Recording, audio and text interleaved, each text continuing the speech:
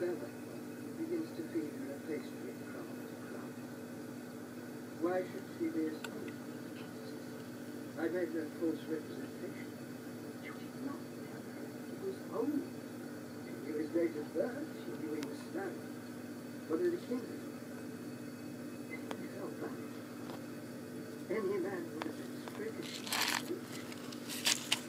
could not miss him. And,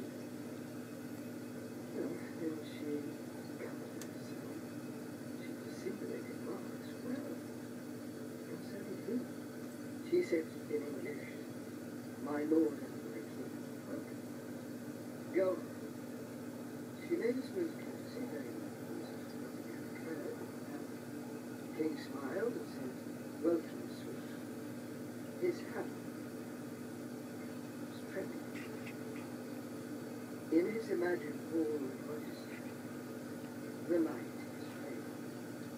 Below the queen's window, soundless, the bull waiters roar.